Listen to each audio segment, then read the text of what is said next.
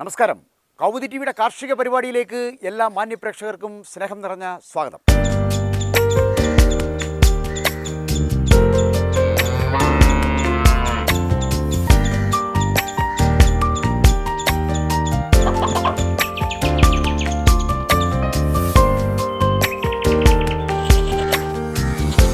കൊച്ചിയിലെ എടവനക്കാട്ട് സൂലൻ ഫാമിലേക്കാണ് ഇന്ന് യാത്ര.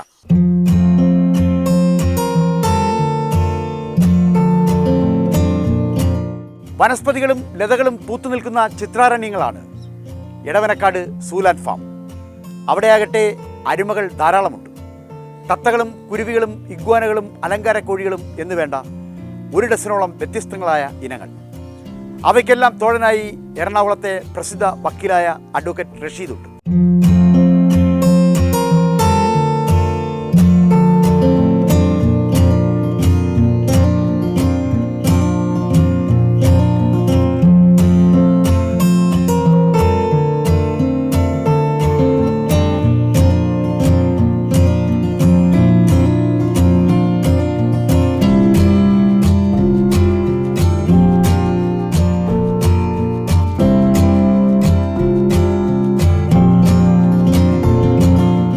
വക്കീലായും സാമൂഹ്യ പ്രവർത്തകനായും അറിയപ്പെടുമെങ്കിലും റഷീദ് വീട്ടിലെത്തിയാൽ അരുമകളുടെ തോഴനാണ്.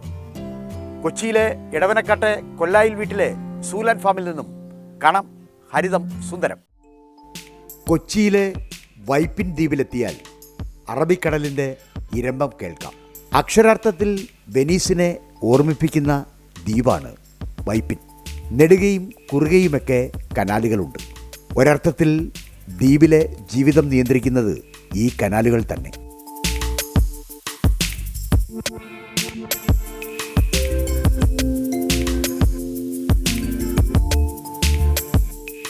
വൈപ്പിനിലെ എടവനക്കാട് കൊല്ലിയിൽ വീട്ടിലെത്തി. അഡ്വക്കേറ്റ് റഷീദ് ഇവിടെയുണ്ട്. റഷീദിനൊപ്പം നടന്നാൽ കൃഷിയുടെ സ്വരവ്യഞ്ജനങ്ങൾ കേൾക്കാം. അവിടെ കിളിക്കൊഞ്ചലും അരിമസ്വരവുമൊക്കെ പതിവാണ്. കൊല്ലിയിൽ വീട് പ്രശസ്തമാണ്. ഇന്നിപ്പോൾ സൂലാൻ ഫാമാണ് കൊല്ലിയിൽ വീട്. കേരളത്തിൻ്റെ ടൂറിസം മന്ത്രി മുഹമ്മദ് റിയാസ് ജനിച്ചു വളർന്ന ഇടം. തറവാടിൻ്റെ മഹിമ ഇന്നും കാത്തുസൂക്ഷിക്കുന്നത് റഷീദ് തന്നെ. 4 പതിറ്റാണ്ടായി അരിമകളോടൊത്ത സഹവാസം തുടരുന്നുണ്ട് വക്കീൽ. 3 ഏക്കർ വരുന്ന കൊല്ലിയിലെത്തിയാൽ സൂലാൻ ഫാമിലെ വിശേഷങ്ങൾ അനുഭവിക്കാം. എങ്ങും എവിടെയും അരിമകളാണ്. അവർക്കൊക്കെ പാർക്കാൻ നൈസർഗിക പ്രകൃതിയുടെ അന്തരീക്ഷം തീർത്തിട്ടുണ്ട് വക്കീൽ. വനസ്പതികളും ലതകളും പൂത്തുനിൽക്കുന്ന ചിത്രാരണ്യങ്ങളാണ് പൂമുറ്റം. തേക്കും ആഞ്ഞിലിയും മാവും മുളയുമൊക്കെയായി നിരവധി വൃക്ഷങ്ങൾ. എല്ലാം ഒന്നിനൊന്ന് തണൽ വിരിച്ചു തരുന്ന തീരം. 3 ഏക്കർ വരുന്ന പറമ്പിലൂടെയും തോടൊഴുകുന്നുണ്ട്. തോടൊരു പുഴയായി അന്തരീക്ഷത്തെ ആകെ തണുപ്പിച്ചങ്ങനെ കടന്നുപോകും. ഇഗ്വാനയെ കണ്ടു. മതിൽപ്പുറത്താണ് ഇഗ്വാനയുടെ വാസം. പരിണാമശാസ്ത്രജ്ഞരെ ഇന്നും അത്ഭുതപ്പെടുത്തുന്ന പല്ലിവർഗത്തിൽപ്പെട്ട അരുമകളാണ് ഇഗ്വാന. ചെറുകണ്ണുകൾ ഇടയ്ക്കിടെ തുളിപ്പിച്ച് പ്രപഞ്ചത്തെ നോക്കും. മുഴകളിലുമുണ്ട് വ്യത്യസ്തത. കവിൾ മുതൽ തുടങ്ങി മേനിയാകെ പടരുന്നതാണ് മുഴകൾ. വാലാണ് ഇഗ്വാനയുടെ ആയുധം. വാൽ 360 ഡിഗ്രിയോളം ചുഴറ്റാൻ ഇഗ്വാനകൾക്ക് കഴിയും. കുറുകിയ കാലുകളും കൈകളുമൊക്കെ കാണികളിൽ കൗതുകം നിറയ്ക്കും. വിരലൊന്ന് തൊട്ടാൽ അവിടെ പറ്റിപ്പിടിച്ചിരിക്കുക എന്നത് ഇഗ്വാനയുടെ ചേഷ്ടയാണ്. അത് ഇളക്കാൻ ആര് വന്നാലും നടക്കില്ല. 5ഓളം വിരലുകൾ ഓരോ പാദങ്ങളിലുമുണ്ട്. ഇഗ്വാനയിൽ റെഡും ഗ്രീനുമൊക്കെയുണ്ട്. ഇഷ്ടപ്പെട്ട വിഭവങ്ങളായ മത്തനും ചെമ്പരത്തിപ്പൂവുമൊക്കെയായി റഷീദ് ദിവസവും എത്തും. തീറ്റപ്പാത്രത്തിൻ്റെ ശബ്ദം ചെറുതായൊന്ന് കേൾപ്പിച്ചാൽ അവർ താനേ വന്നുകൊള്ളും. മത്തനും കുമ്പളവും ഇലച്ചെടികളും ക്യാരറ്റും ബീട്രൂട്ടുമൊക്കെ ആഹാരമാക്കുന്നുണ്ട് ഇഗ്വാന. അതൊക്കെയും സമൃദ്ധമായി അവർക്ക് നൽകുവാൻ റഷീദുണ്ട്.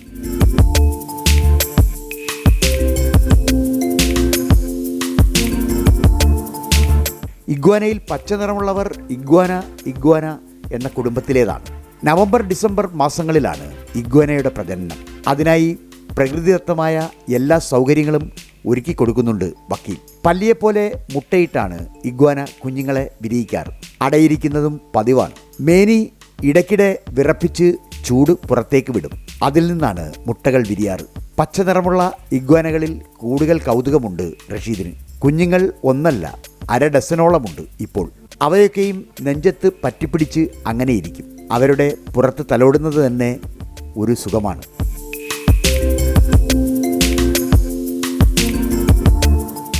ഇഗ്വാനകളുടെ ലോകം പിന്നിട്ട് ഞങ്ങൾ ചെന്നത് അലങ്കാരക്കോഴികളുടെ പറുദീസയിലേക്കാണ്. മുട്ടയൊന്നിന് 5 രൂപയും കോഴിക്ക് 50 രൂപയും വില വരുന്ന കാലമൊക്കെ പോയി. കോഴിമുട്ടയുടെ വില 500 രൂപ എന്ന് കേട്ടാൽ മൂക്കത്ത് വിരൽ വെക്കേണ്ട. അതാണ് അഴകുള്ള കോഴികൾ അഥവാ അലങ്കാരക്കോഴികൾ. പോളിഷ് ക്യാപ്പിനെ നോക്കൂ. ലോകമാകെ കീർത്തിയുള്ളവരാണ് പോളിഷ് ക്യാപ്പ് കോഴികൾ. ഡച്ച് ഗുഹകളിലെ ചിത്രങ്ങളിൽ സ്ഥാനം പിടിച്ചവർ എന്ന ഖ്യാതിയുണ്ട് അവർക്ക്. വിരിഞ്ഞു നിൽക്കുന്ന തൊപ്പികൾക്ക് ക്രസ്റ്റ് എന്നാണ് പറയുക. White crested polish cap, black crested polish cap എന്നിങ്ങനെ വിവിധ ഇനമുണ്ട് പോളിഷ് ക്യാപ്പ് കോഴികളിൽ. തൊട്ടടുത്തായി തന്നെ ജാപ്പനീസ് ബാൻഡമുണ്ട്. ബാൻഡം എന്നാൽ വലുത് എന്നാണ് അർത്ഥം. എന്നാൽ ബാൻഡം കോഴികളാകട്ടെ ചെറുതാണ് എന്നതുകൊണ്ടാണ് ആരെയും ആകർഷിക്കുക. ജാപ്പനീസ് ബാൻഡം കൂട്ടത്തിൽ ജെന്റിൽമാൻമാരാണ്. അഴുക്കായതൊന്നും കൊത്തി തിന്നില്ല. ധാന്യങ്ങളും പഴങ്ങളും മാത്രം തീറ്റയാക്കുന്നവർ. ചിറകരികളിൽ ഡിസൈൻ ചാലിക്കുന്നവരാണ് സെബ്രേറ്റ് കോഴികൾ. ആ മാതൃക കൊണ്ടാണ് അവരെ സെബ്രേറ്റ് എന്നറിയപ്പെടുക. വെള്ളത്തൂവലുകളുടെ അഗ്രങ്ങളിലായി ശ്യാമരേഖകൾ വിരിച്ച് വിരിഞ്ഞാടുന്നവരാണ് സിൽവർ സെബ്രേറ്റ്. തൂവലുകൾ സ്വർണ്ണ നിറമാകുമ്പോൾ അവരെ ഗോൾഡൻ സെബ്രേറ്റ് എന്നാണ് അറിയപ്പെടുക.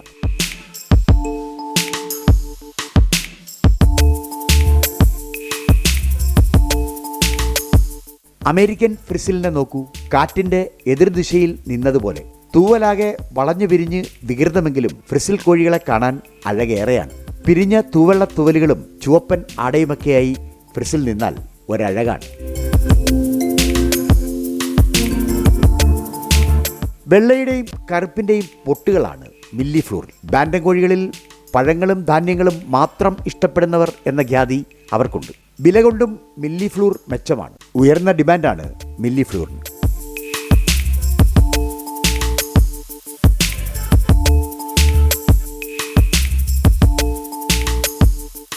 കോഴികളേറെയുണ്ടെങ്കിലും വ്യത്യസ്തമാണ് കരിങ്കോഴികൾ. ഉടലും മാംസവുമൊക്കെ അടിമുടി കറുത്തവരാണ് കരിങ്കോഴികൾ. ഇരുമ്പിൻ്റെ അംശം കൂടുതലുണ്ട് എന്നതുകൊണ്ട് തന്നെ ഔഷധമായും കരിങ്കോഴികളെ ഉപയോഗിക്കുന്നുണ്ട്. കരിങ്കോഴികളുടെ മുട്ടയ്ക്കും ഉയർന്ന ഡിമാൻഡും വിലയുമുണ്ട്. കൂട് തുറന്നാൽ മതി കറുത്ത പക്ഷികൾ പറന്നിറങ്ങുന്ന ആ കാഴ്ച കാണാം.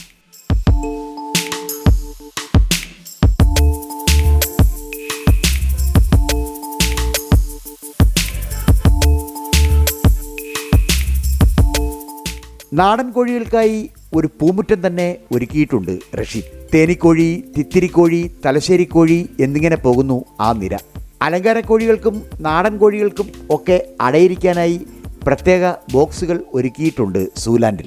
അലങ്കാരക്കോഴികളുടെ മുട്ട പലപ്പോഴും അടയിരുന്ന് വിരിയിക്കുന്നത് നാടൻ കോഴികൾ തന്നെ. കൊച്ചി എടവനക്കാട് കൊല്ലിയിൽ റഷീദ് നമ്മോടൊപ്പം ഉണ്ട്. സൂലാൻ ഫാമിൻ്റെ നായകൻ കൂടിയാണ് അദ്ദേഹം. അദ്ദേഹവുമായി ചില വിശേഷങ്ങൾ പങ്കുവയ്ക്കാം. നമസ്കാരം റഷീദ്. നമസ്കാരം. ഒരു മനുഷ്യൻ്റെ ജീവിതത്തിൽ മൾട്ടി ടാസ്കിങ് എന്ന് പറയുന്ന ഒരു പ്രക്രിയയുണ്ട്. അതായത് ഒരേ സമയം വിവിധ ജോലികൾ ഏർപ്പെടുക. ഒരേ സമയം ഹൈക്കോടതിയിൽ സുദീർഘമായൊരു കാലം അഡ്വക്കേറ്റായിരുന്നു. അതോടൊപ്പം തന്നെ സാമൂഹ്യ പ്രവർത്തനം ധാരാളം നടത്തുന്നുണ്ട്. അരുമ പക്ഷി മൃഗങ്ങളുടെ ലോകത്ത് നിൽക്കുന്നുണ്ട്. ഇതൊരു ടാസ്ക്കായിട്ട് തോന്നിയിട്ടുണ്ടോ? അതൊന്നും ഒരു ടാസ്ക്കായിട്ട് തോന്നാറില്ല. ജീവിതത്തിൻ്റെ ഒരു ഭാഗമാണല്ലോ. 24 മണിക്കൂർ ടൈമുണ്ട്. കുറേ ഉറങ്ങാം, ബാക്കി കാര്യങ്ങൾ എന്തെങ്കിലും ഏർപ്പെടാത്രേ ഉള്ളൂ. ഇപ്പോൾ എനിക്ക് തോന്നുന്നൊരു 3 പതിറ്റാണ്ടായിട്ട് റഷീദ് ഈ അരുമ പക്ഷിയുടെ ലോകത്തുണ്ട്. 4 പതിറ്റാണ്ടായിട്ടുണ്ട്. ഉണ്ട്. അപ്പോൾ എന്താ ഇതിലേക്ക് ആകർഷിച്ച ഒരു ഘടകം? ഇവിടെ ഞങ്ങളൊക്കെ ചെറുപ്പത്തിൽ ഇപ്പോൾ കാർന്നന്മാരൊക്കെ ചെയ്യുന്നത് എങ്ങനെയാണെന്ന് വെച്ച് കഴിഞ്ഞാൽ, ഈ വെക്കേഷനൊക്കെ ഇപ്പോൾ പോകുമ്പോഴേ അന്ന് ഓരോ കോഴികളെയൊക്കെ ഗിഫ്റ്റ് തരും. കോഴിക്കുഞ്ഞുങ്ങളെയൊക്കെ ഗിഫ്റ്റ് തരും. അപ്പോൾ അന്നും ഈ ചെറുപ്പത്തിലെ തന്നെ അപ്പോൾ കോഴിമുട്ട വിറ്റ് കഴിഞ്ഞാൽ പൈസ കിട്ടും. ആ പൈസക്ക് ഐസ് ഫ്രൂട്ട് വാങ്ങിക്കുക. അങ്ങനെ കുറേ പരിപാടികളൊക്കെ നമുക്ക് ചെയ്യാൻ പറ്റുമായിരുന്നു. അന്ന് ഈ ലോകമായിട്ടങ്ങ് അത് അന്നേ അടുത്തുപോയി. ഇപ്പോഴും മനസ്സിലിങ്ങനെ പുതിയ പുതിയ പെറ്റ്സിനെ കൊണ്ടുവരണമെന്നൊരാഗ്രഹമുണ്ടോ? ഉണ്ട്. ഇപ്പോഴും പുതിയത് നമ്മൾ കൊണ്ടുവരാറുണ്ട്. ഇപ്പോൾ ഈ ഏറ്റവും ഒടുവിൽ ആഗ്രഹിച്ചിരിക്കുന്നത് എന്താ? ഏറ്റവും ഒടുവിൽ ഇപ്പോൾ ഇനിയുള്ളത് സ്വാൻ ഇപ്പോൾ വരും. എന്ത് swan? Black swan, white swan. അതിനുള്ളൊരു അന്തരീക്ഷം ഒരുക്കിയോ? ഒരുക്കിയിട്ടുണ്ട്. അതിനെ കൊണ്ടുവരണമെന്നൊരാഗ്രഹമായിരുന്നു. അല്ല, അത് ഉണ്ടായിരുന്നു. പിന്നെ ഇടക്കാലത്ത് വെച്ച് ഈ കുറുക്കൻ്റെയൊക്കെ ശല്യം വന്നു കഴിഞ്ഞപ്പോൾ അതിനെ ഡിസ്പോസ് ചെയ്തു. ഇനിയിപ്പോൾ അതുമല്ല, അത് ഇത്തിരി ഏജ് ഉണ്ടായിരുന്നു. ഇനിയിപ്പോൾ യങ്സ്റ്റർ കുറച്ച് കൊണ്ടുവരുന്നുണ്ട്. 6 പീസ് യങ് കൊണ്ടുവരുന്നുണ്ട്. അതാകുമ്പോൾ നമ്മളുടെ എൻവിറോൺമെൻറ്റിൽ തന്നെ വളർന്ന് വലുതായി കഴിയുമ്പോൾ ബ്രീഡിംഗ് ഒക്കെ എളുപ്പമായിരിക്കും. ഇപ്പോൾ ഈ സാധാരണക്കാരന് അത്ര എളുപ്പത്തിൽ കടന്നു ചെല്ലാൻ കഴിയുന്ന ഒരു മേഖലയല്ല ഈ പക്ഷികളുടെയൊക്കെ ബ്രീഡിങ്. അപ്പോൾ ഉദാഹരണമായിട്ട് ഇപ്പോൾ സ്കാർലറ്റ് മക്ക, അല്ലെങ്കിൽ ഗ്രീൻ വിങ്ഡ് മക്ക, അല്ലെങ്കിൽ കൊക്കറ്റു, അങ്ങനെ ഇഗ്വാന, അപ്പോൾ ഇതിൻ്റെയൊക്കെ ഒരു ബ്രീഡിങ് എങ്ങനെയാണ് റഷീദ് പഠിച്ചത്? ഇല്ല, അത് ബൈ എക്സ്പീരിയൻസ് തന്നെയാണല്ല. നമ്മൾ എന്ത് സാധനമാണെങ്കിലും നമ്മൾ കുറച്ചൊന്ന് ഒരു ക്ഷമ വേണമെന്ന്, രണ്ടാമത് വാച്ച് ചെയ്യാം. പിന്നെ ഇപ്പോൾ ഒരുപാട് ഇതിൻ്റെ ഫീൽഡ് ഒരുപാട് ഇമ്പ്രൂവ് ആയിട്ടുണ്ട്. നമുക്ക് പലതും എല്ലാം മനസ്സിലാക്കാൻ പറ്റും. മെയിനായിട്ട് നമ്മൾ ചെയ്ത് തന്നെ പഠിക്കലാണ് ഏറ്റവും നല്ലത്. അപ്പോൾ ചെറിയ ബേഡ്സിന് ആദ്യം ബ്രീഡ് ചെയ്യുമ്പോൾ അതിൻ്റെ കാര്യങ്ങളെ കുറേയൊക്കെ മനസ്സിലാവും. നമ്മൾ ചെറിയൊരു നിരീക്ഷണം നടത്തിയാൽ മതി. അപ്പോൾ പിന്നെ വലുതിലേക്ക് പോകാൻ പറ്റും. പുൽമേടിലൂടെ നടന്നു. അവിടെ മേയാനായി വെച്ചൂർ പശുക്കളും വില്വാതിരി പശുക്കളും ഒക്കെയുണ്ട്. കേരളത്തിൻ്റെ സ്വന്തം നാടൻ പശുവാണ് വെച്ചൂർ. ചെറുകൊമ്പുകളും നിലത്തുമുട്ടുന്ന വാലും ഉറച്ച കുളമ്പുമൊക്കെയാണ് വെച്ചൂരിൻ്റെ മേന്മ. ഏറ്റവും മിൽക്കാണ് വെച്ചൂരിൻ്റേത്. ജീവിതശൈലി രോഗങ്ങൾക്ക് ഉത്തമം എന്ന് വിശ്വസിക്കപ്പെടുന്ന പാൽ. വെച്ചൂർ പയ്യനോടൊപ്പം സ്വാഭാവിക പ്രജനനം നടത്താൻ കാളയെയും വളർത്തുന്നുണ്ട് റഷീദ്. കയർ പിടിച്ച് അങ്ങനെ നടന്നാൽ എല്ലാം ആ കയ്യിൽ മെരുങ്ങി നിൽക്കും. ആഴ്ചതോറും ആരോഗ്യ പരിശോധനയുണ്ട്. വെറ്ററിനറി ഡോക്ടർമാരായ അഖിൽരാഗും സൈറയുമൊക്കെയാണ് അതിന് നേതൃത്വം നൽകുക. എല്ലാത്തിനും കൃത്യമായ ഉപദേശങ്ങളും സഹായങ്ങളും ഡോക്ടർമാർ നൽകും.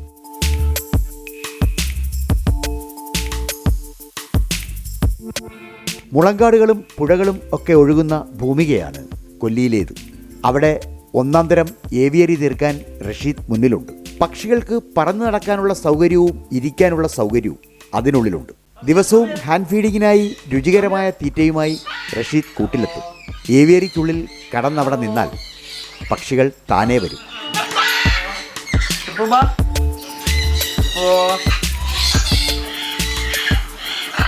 ബ്ലൂ ഐഡ് കൊക്കറ്റു ഇവിടെയുണ്ട്. ഓസ്ട്രേലിയക്കാരാണ് കൊക്കറ്റു പക്ഷികൾ. സർക്കസുകളിൽ കളിപ്പാട്ട കൈവണ്ടി വലിക്കുവാനും പാട്ടുപാടുവാനുമൊക്കെ കൊക്കറ്റു പക്ഷികളെ ഉപയോഗിക്കുന്നുണ്ട്. കാക്കറ്റിയുടെ കുടുംബത്തിൽപ്പെട്ടവരാണ് കൊക്കറ്റു തത്തകൾ. തത്തകളിൽ ഏറെ ആയുസ്സുള്ളതും കൊക്കറ്റുവിന് തന്നെ. 100 വയസ്സ് വരെ ജീവിക്കുന്ന കൊക്കറ്റു തത്തകളുണ്ട്.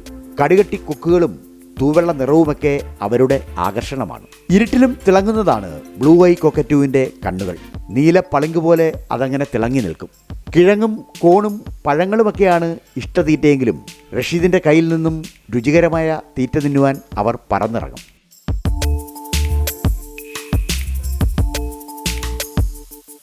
കൂട്ടത്തിൽ മക്കാത്തത്തകളുമുണ്ട്. ബ്ലൂ ആൻഡ് ഗോൾഡ് മക്കായും ഗ്രീൻ വിങ് മക്കായും ഒക്കെ കൂട്ടിലുണ്ട്.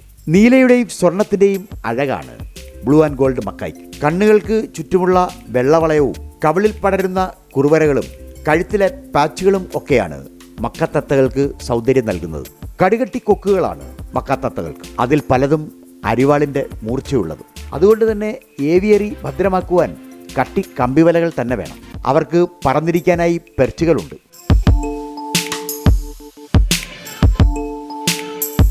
ധാന്യങ്ങളും പഴങ്ങളും പനകളുടെ ഇലകളുമൊക്കെയാണ് പ്രധാന തീറ്റ. ബ്രക്കോളിയും ക്യാരറ്റും കോണും ചീരയുമൊക്കെ കൂട്ടത്തിൽ ചേരും. ടൂർലാൻഡ് ഫാം കേരളത്തിൽ അറിയപ്പെടുന്നത് ഇത്തരം പക്ഷികളുടെയും അരുമമൃഗങ്ങളുടെ ഒരു കേന്ദ്രം എന്ന നിലയിലാണോ, അതേ ഒരു ബ്രീഡിംഗ് സെൻറ്റർ എന്ന നിലയിലാണോ, അതേ ഒരു വിപണന കേന്ദ്രം എന്ന നിലയിലാണോ? അല്ല, അധികവും ഞാൻ ശരിക്കും ഒരു ഹോബിസ്റ്റാണ് ഇപ്പോഴും. എന്നാലും ഇതൊരു ആൾക്കാർ കാണാൻ തന്നെയാണ് ഒരുപാട് പേര് വരുന്നത്. എൻ്റെ പ്രത്യേകത അധികം ഞാൻ എല്ലാം ബേർഡും എൻ്റെ ഹാൻഡ് ടൈമഡാണ്. അത് ഇൻട്രാക്റ്റീവ് ആണ്. അപ്പോൾ വരുന്ന ആൾക്കാർക്ക് തന്നെ അതിനോട് മിങ്കിൾ ചെയ്യാൻ പറ്റും ഈസിയായിട്ട്. ഒരു ദിവസം എത്ര സമയം ഇതിനു വേണ്ടി ചിലവഴിക്കുന്നു? അങ്ങനെ ടൈമൊന്നുമില്ല. ഞാൻ ഫ്രീ ടൈം ഇതിന് വേണ്ടിയിട്ട് തന്നെ സ്പെൻഡ് ചെയ്യും. എന്നാൽ ഈ ടൈമിംഗ് ഒക്കെ ഒത്തിരി ബുദ്ധിമുട്ടുള്ള കാര്യമല്ലേ? ഇല്ല, എളുപ്പമാണ്. അതാണ് നമ്മൾക്ക് ഏറ്റവും രസമായിട്ട് തോന്നുന്നത്. കാരണം ഈ കേജിൽ കിടക്കുന്ന സാധനം നമ്മളുടെ ഓപ്പൺ എയറിലേക്ക് വരുമ്പോൾ നമ്മളുടെ മേത്ത് പറന്നു വന്ന് നമ്മളുടെ മേത്ത് വന്നിരിക്കാന്ന് പറയുമ്പോൾ ഭയങ്കര പ്ലഷർ കിട്ടുന്നൊരു സംഭവമാണ്. അപ്പോൾ അതൊന്നും ബുദ്ധിമുട്ടല്ല. പിന്നെ ആൾക്കാരുടെ ധാരണ എന്താണെന്ന് വെച്ച് കഴിഞ്ഞാൽ തത്ത എന്ന് പറയുമ്പോൾ തന്നെ അത് ഇണങ്ങൂല എന്നാണ് പറയുക. അത് എന്താണെന്ന് വെച്ച് കഴിഞ്ഞാൽ നമ്മളാകെ കൂട്ടിലിട്ട് വളർത്തി തീറ്റ കൊടുത്തു കഴിഞ്ഞാൽ അത് ഇണങ്ങുന്നതാണ് ധാരണ ആൾക്കാരുടെ. അതിന് എൻവിറോൺമെൻറ്റ് ട്രെയിനിങ് വേറെ ഉണ്ട്. ഓപ്പൺ എയർ ട്രെയിനിങ് കൊടുത്തു കഴിഞ്ഞ് കഴിഞ്ഞാൽ ഏത് ബേഡും ഇണങ്ങും. ബേഡെന്നല്ല അനിമൽ. ഇപ്പോൾ ഇഗ്വാനയൊക്കെ ഒരു 7 വർഷമായിട്ട് അഴിഞ്ഞെടുക്കണതാണ്. ഇതിനെക്കുറിച്ചൊരു പൊതുവേ ഒരു കൺസെപ്റ്റ് ഉണ്ട്. അതായത് ചിലപ്പോൾ ഒരു ഓസ്ട്രേലിയൻ കാടുകളിലൊക്കെ സ്വൈര്യമായി വിഹരിച്ചിരുന്ന ഇത്തരം പക്ഷികളെയൊക്കെ നമ്മളിവിടെ കൊണ്ടുവന്ന് ഏത് സമയവും അതിന് ഇണചേരാനുള്ളൊരു അവസരം കൊടുക്കുകയും ഏത് സമയവും അതിന് തീറ്റ കൊടുക്കുകയും ഒക്കെ ചെയ്യുമ്പോൾ പ്രകൃതി ചിലപ്പോൾ ഒരു പക്ഷേ ഇതിന് അനുയോജ്യമായ ഒരു കാലയളവ് 3-4 മാസമേ ഉണ്ടാവും. ഇത് നമ്മൾ വർഷം മുഴുവൻ റഷീദിൻ്റെ ഏവിയറിൽ വർഷം മുഴുവൻ ഇത് ബ്രീഡ് ചെയ്യാണ്. അതുകൊണ്ട് എന്തെങ്കിലും കുഴപ്പമുണ്ടോ? അതുകൊണ്ട് കുഴപ്പമൊന്നുമില്ല. അതായത് കണ്ടിന്യൂസ് ബ്രീഡിങ് നല്ലതല്ല. പ്രകൃതിയിലുള്ള പ്രശ്നം എന്താണെന്ന് വെച്ച് കഴിഞ്ഞാൽ അതിന് സീസണൽ ആ ഫുഡ് കിട്ടുള്ളൂ. അപ്പോൾ സീസണൽ അതനുസരിച്ച് വ്യത്യാസമായിട്ടുള്ള ഫുഡ് കിട്ടുമ്പോൾ ഏത് ബേഡ്സിനും അല്ലെങ്കിൽ ഏത് ജീവിക്കും വേണ്ടത് മെയിനായിട്ട് ഒരു ഇണ വേണം, അതിനുള്ള എൻവറോൺമെൻറ്റ് വേണം, ഭക്ഷണം, അതേപോലെ തന്നെ ഷെൽട്ടർ, ഇതെല്ലാം ഉണ്ടെങ്കിൽ അത് സാറ്റിസ്ഫൈഡ് ആയി ശരിക്കും. അപ്പോൾ നമ്മൾ കണ്ടിന്യൂസ് അതിന് വേണ്ട ഫീഡ് കൊടുത്തു കഴിയുമ്പോൾ പ്രകൃതിയിൽ എന്താണോ കിട്ടുന്നത് അതനുസരിച്ചിട്ടുള്ള ഫീഡ് കൊടുത്തു കഴിയുമ്പോൾ അതിന് ഇത് ഇണചേരലല്ല പ്രധാനം, ഇതിന് മക്കളെ വളർത്താനുള്ള ഫീഡ് അഷ്വർ ചെയ്യുക എന്നുള്ളതാണ്. അത് കിട്ടുന്നുണ്ടെങ്കിൽ പിന്നെ ഇത് അപ്പം തന്നെ മേറ്റ് ചെയ്ത് അതനുസരിച്ചിട്ട് ബ്രീഡ് ചെയ്തോളും. പിന്നെ പല ബേർഡിനും പല അനിമൽസിനും സീസൺ ഉണ്ട്, നാച്ചുറലി സീസൺ ഉണ്ട്. അതെന്തിനാണെന്ന് വെച്ച് കഴിഞ്ഞാൽ ഡോക്ടർ ചോദിച്ചതിന് ഇതായിട്ടാണ്, അതായത് കണ്ടിന്യൂസ് ബ്രീഡിങ് നല്ലതല്ല, ഒരു ഗ്യാപ്പ് കൊടുക്കുന്ന എപ്പോഴും നല്ലതാണ്. നമ്മളൊരു 2 ക്ലച്ചിൽ കൂടുതൽ ഒരിക്കലും എടുക്കാറില്ല. ഇഗ്വാനയൊക്കെ ആണെങ്കിൽ 1 ക്ലച്ച് എടുക്കുള്ളൂ, അതും നാച്ചുറലി തന്നെ സെറ്റ് ചെയ്യാറ്. ഏവിയറി എന്ന സ്വാഭാവിക അന്തരീക്ഷത്തിൽ സാങ്കേതിക മേന്മകൾ പലതും വേണം. പൊടി പിടിക്കാനുള്ള അയണൈസർ, UV ലൈറ്റുകൾ, തെർമോസ്റ്റാറ്റുകൾ, ഇങ്ങനെ പലതും. എല്ലാത്തിനും സാങ്കേതിക മേൽനോട്ടം നൽകുന്നത് വെറ്ററിനറി ഡോക്ടറായ ലാലയാണ്. അനുദിനം വികസിച്ചു വരുന്ന അരുമപ്പക്ഷി മേഖലയിൽ ഇനിയും ധാരാളം സാധ്യതകളുണ്ട്. ലാല ഹരിതം സുന്ദരത്തോട് പറഞ്ഞു. ഇതുപോലെയുള്ള കുറച്ച് വലിയ കോമ്പൗണ്ടുകളുള്ള ആളുകൾക്ക് തീർച്ചയായിട്ടും പരീക്ഷിക്കാവുന്ന അല്ലെങ്കിൽ പരീക്ഷിച്ച് വിജയിപ്പിക്കാവുന്ന ഒരു സംരംഭമായിട്ടാണ് ഞാനിതിനെ കാണുന്നത്. ഫാമിംഗ് കൺസെപ്റ്റ് ഇപ്പോൾ കോൺസെൻട്രേറ്റ് ചെയ്യുന്നത് വലിയ വലിയ ഫാം ആയൊരു കൺസെപ്റ്റിലേക്ക് പോകുമ്പോൾ സാധാരണക്കാരായിട്ടുള്ള ആളുകൾ കൂടുതൽ പെറ്റ് ഓറിയൻറ്റഡ് ആയിട്ടുള്ള, അവർക്ക് കുറച്ചും കൂടെ മാനസിക ഉല്ലാസം അല്ലെങ്കിൽ അവരുടെ ടൈം എൻഗേജ് ചെയ്യാനും അതുവഴി സംരംഭം വഴി ലാഭം ഉണ്ടാക്കാനൊക്കെ ഇത് അവരെ തീർച്ചയായിട്ടും ഒരുപാട് പേര് ആ രീതിയിൽ വരുന്നുണ്ട്. ഇപ്പോൾ ബേഡ്സ്, പലതരത്തിലുള്ള ബേഡ്സ്, നേരത്തെ ലവ് ബേഡ്സ് ആയിരുന്നു കോമൺ ആയിട്ട് നമുക്ക് കാണാൻ കഴിഞ്ഞിരുന്നു. ഇപ്പോൾ മെക്കാവാണെങ്കിലും പാരക്കിറ്റ്സ് ആണെങ്കിലും പാരറ്റ്സ് ആണെങ്കിലും ഒത്തിരി വെറൈറ്റി ബേഡ്സ് കാണുന്നുണ്ട്. അതുപോലെ തന്നെ റെപ്റ്റൈൽസ് വരുന്നുണ്ട്, ഇഗ്വാന അതുപോലെയുള്ള സാധനങ്ങൾ, ഈവൻ ചില സ്നേക്സ്, ടോർട്ടോയ്സ്, അങ്ങനെയുള്ള പല ഓരോരുത്തരുടെ ടേസ്റ്റ് വ്യത്യാസപ്പെടുന്നതനുസരിച്ച് പലതരത്തിലുള്ള പെറ്റ്സ് ഇപ്പോൾ വരുന്നുണ്ട്. മിക്കതും എക്സോട്ടിക് സാധനങ്ങളാണ്. കാരണം നമ്മുടെ നാച്ചുറൽ അല്ലെങ്കിൽ നമ്മുടെ സ്പീഷീസിന് റെസ്ട്രിക്ഷൻസ് ഉള്ളതുകൊണ്ട് ആളുകൾ കൂടുതലായിട്ടും എക്സോട്ടിക് പെറ്റ്സിനെയാണ് വളരെ കെയർഫുള്ളായിട്ട് അല്ലെങ്കിൽ ശ്രദ്ധയോടെ മാനേജ് ചെയ്യാൻ സാധിക്കുകയാണെങ്കിൽ നന്നായിട്ട് ബ്രീഡ് ചെയ്ത് കിട്ടുന്ന പല വെറൈറ്റി ബേഡ്സും റെപ്റ്റൈൽസും നമുക്കിന്ന് അവൈലബിൾ ആണ്. പക്ഷേ അത് ഡിപ്പെൻഡിങ് ഓരോരുത്തരുടെ മാനേജ്മെൻറ്റ് സ്കില്ലും അവരെ അതിനോടുള്ള പാഷനും അനുസരിച്ചിരിക്കും. അലങ്കാര മത്സ്യങ്ങൾക്കായും പ്രത്യേക ഇടം നൽകിയിട്ടുണ്ട് അഡ്വക്കേറ്റ് റഷീദ്. മത്സ്യങ്ങൾക്ക് പ്രജനനം നടത്തുവാനുള്ള ടാങ്കുകൾ സജ്ജമാക്കിയിരിക്കുന്നു. 1.5 മീറ്റർ ആഴവും 8 അടി നീളവുമുള്ള ടാങ്കുകളാണ് ഏറെ. എല്ലാത്തിലും വാദനം നടത്തുവാനായി പ്രത്യേക സൗകര്യങ്ങൾ. നേരിട്ട് വെയിലടിക്കാതിരിക്കാൻ ഷേഡ് നെറ്റുകൾ പലയിടവും വിരിച്ചിട്ടുണ്ട്. കാർപ്പാണ് പ്രധാന ഇനം. ജപ്പാൻകാരാണ് കോയി കാർപ്പുകൾ. അലങ്കാര മത്സ്യമായും ഭക്ഷ്യമത്സ്യമായും ഒരേ സമയം ഉപയോഗിക്കാവുന്നവ. ജപ്പാനിലെ ഉത്സുരിമോണോ ഗ്രാമത്തിലാണ് കോയി കാർപ്പ് മത്സ്യങ്ങളുടെ ജനനം. മേനിയിലാകെ പൊട്ടുകൾ വാരിച്ചിതറി തീക്ഷ്ണവർണ്ണങ്ങൾ വിരിയിച്ച് വിരിഞ്ഞങ്ങനെ നീന്തിയാൽ കോയിക്കാർപ്പുകൾ വലിയ അഴകാണ്.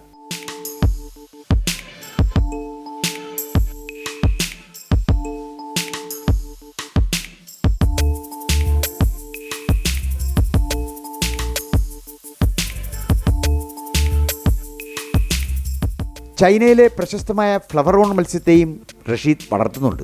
തലമുഴകളാണ് ഫ്ലവർ ഹോണിൻ്റെ പ്രത്യേകത. അറേബ്യൻ ലിപികളാൽ എഴുതി ചേർക്കപ്പെട്ട വരകൾ മേനിയിലാകെയുണ്ട്. അതൊക്കെയും ഭാഗ്യമെന്ന് വിശ്വസിക്കുന്ന പലരുമുണ്ട് മത്സ്യപ്രേമികളിൽ. നൈസർഗിക പ്രകൃതിയുള്ള സൂലാൻ ഫാമിൽ ഇനിയും താരങ്ങൾ ഏറെയുണ്ട്. ലോറിയും എക്ലറ്റസ് പാരറ്റും കൊക്കറ്റീലും കൊക്കറ്റൂയും ഒക്കെ നിറഞ്ഞു നിൽക്കുന്നുണ്ട് കൊല്ലിയിൽ.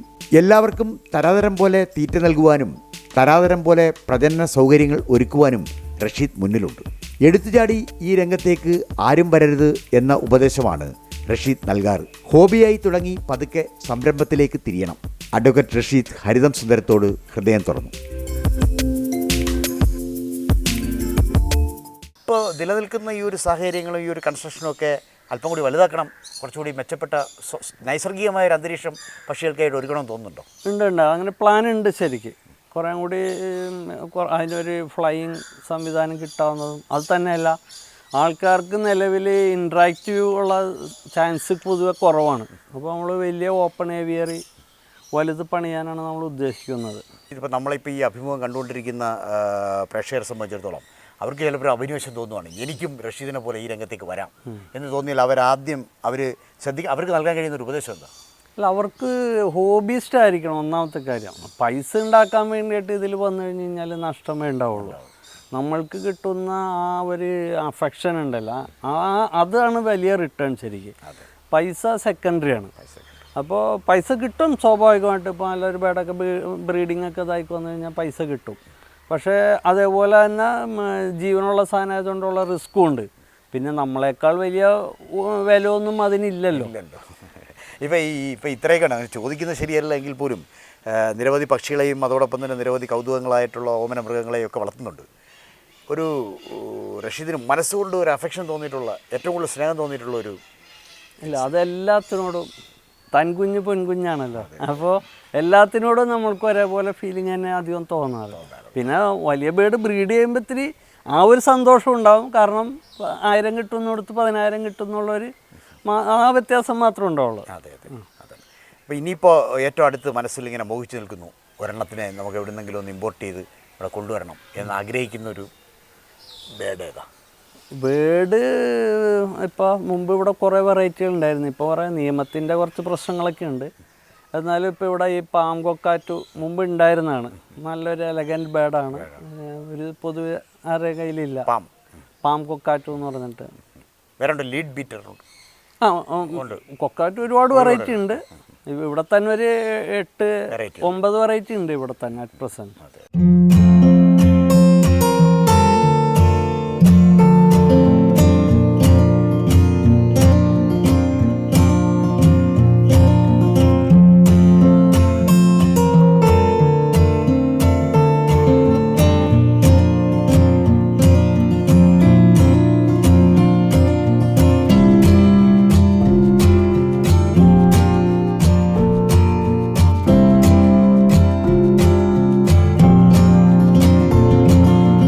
ആകാശത്തിലെ പറവകൾ വിതയ്ക്കുന്നില്ല കൊയ്യുന്നില്ല എന്ന ബൈബിൾ വചനം പോലെ കൊല്ലായിൽ വീട്ടിലെ പറവകളും അരുമകളും വിതയ്ക്കുകയും കൊയ്യുകയും ചെയ്യുന്നില്ല.